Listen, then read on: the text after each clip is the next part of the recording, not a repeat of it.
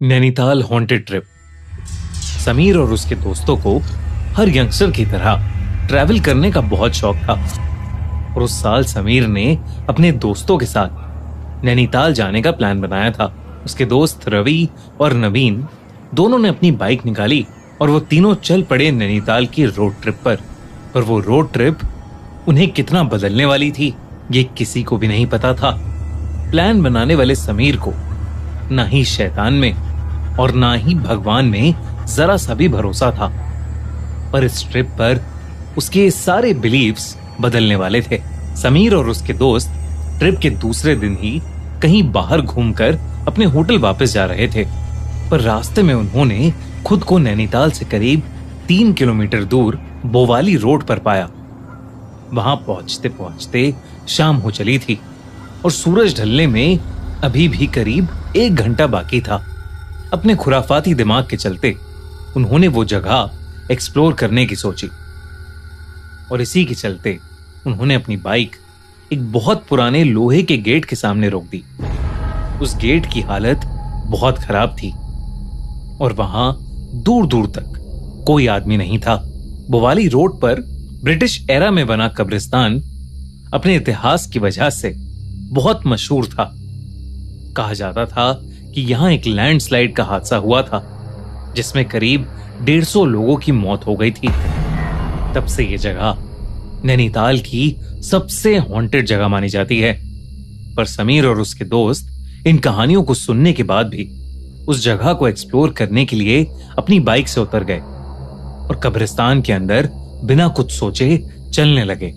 उन तीनों में से बस रवि ने इस कब्रिस्तान के बारे में कुछ पढ़ा हुआ था।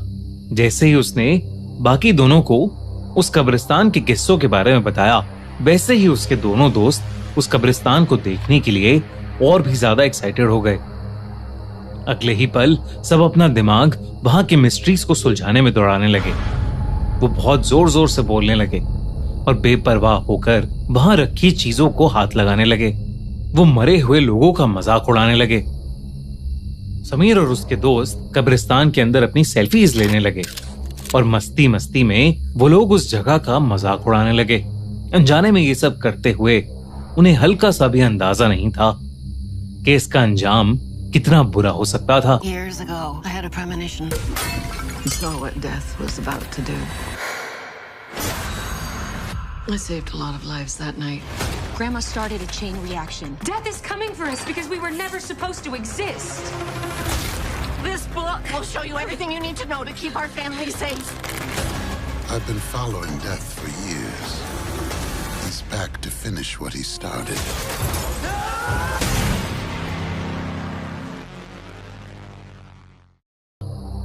एक आधा घंटा उस कब्रिस्तान में बिताकर तीनों ने वापस अपने होटल जाने का डिसाइड किया। वो अपनी बाइक स्टार्ट करके वापस रोड पर निकल पड़े कि तभी उन्हें पहली बार कुछ अजीब लगा।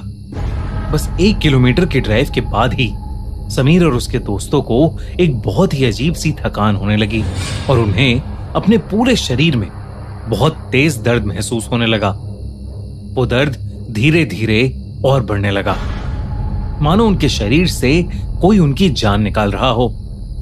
वो तीनों दर्द सहते सहते किसी तरह रोड पर अपनी आंखें टिकाए बस होटल की तरफ अपनी बाइक चला रहे थे। पर होटल रूम पहुंचते ही सबका सर जोर से घूमने लगा। माथा ऐसा गर्म हो गया था कि जैसे किसी ने कोई जली हुई मोमबत्ती उनके सर पर रख दी हो। वो तीनों बुखार से कांपने लगे और तब उन्हें पहली बार अपने साथ किसी के होने का एहसास होने लगा, जैसे वो अकेले नहीं है और उनके साथ उस कब्रिस्तान से कोई और भी आया हो। तभी रवि को रूम के शीशे में दिखा कि कुछ काले साए समीर और नवीन के अंदर से उनकी जान खींच रहे हैं और वो लोग धीरे धीरे बेहोश हो रहे हैं। लेकिन इससे पहले रवि कुछ कर पाता, उसे चक्कर आने लगे और वो भी बेहोश हो गया। कुछ देर बाद समीर की आंख खुली तो वो और उसके दोनों दोस्त उसी कब्रिस्तान में थे। वो तीनों वहां से बाहर निकलने का रास्ता ढूंढ रहे थे, लेकिन बहुत देर तक भटकने के बाद भी तीनों को बाहर का रास्ता नहीं मिल रहा था। वो उसी कब्रिस्तान में कैद हो चुके थे। रात के अंधेरे में गलती से समीर ने अपना पैर एक कब्र पर रख दिया। उसने नीचे देखा तो वहां नवीन का नाम लिखा था। उसी के बगल में एक और कब्र थी, उस पर रवि का नाम था।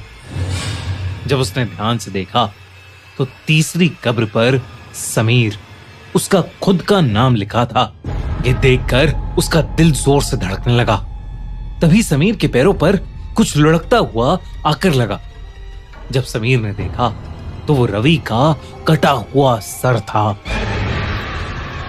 समीर की आंखें फटी की फटी रह गईं। उसने चिल्लाते हुए जैसे ही अपने दोस्त नवीन की ओर मुड़कर देखा तो नवीन की आंखें काली पड़ चुकी थीं और वो समीर को गर्दन टेढ़ी करके घूरने लगा। इससे पहले समीर कुछ कर पाता, नवीन ने उसकी गर्दन पकड़कर उसे हवा में उठा लिया।